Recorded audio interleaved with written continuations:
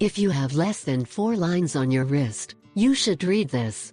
In the life of human beings there are some paradigms and symbologies that are actually very rare, but they are details that we must pay attention to, since a small physical feature can mean a lot in our life, and can help us to know each other better like people.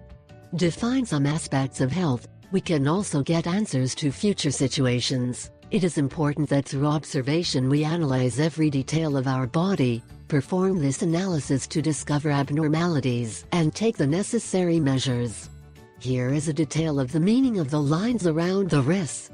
The lines that are distributed horizontally through the wrist are also known as Rasset lines and carry a number of different meanings, especially in regard to health, well-being and luck of a person. In the metaphysics is linked the number of lines with the time that a person will live. In fact, this theory says that the more lines on the wrist have a person, the longer will live. If the first line of the wrist is markedly marked, it represents 23-28 years of life. The second line of the wrist indicates 46-56 years of life, the third line 69-84 years of life, and the last or fourth represents more than 84 years of life. The fourth line is very rare.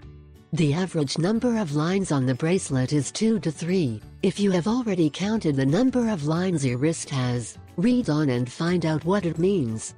1.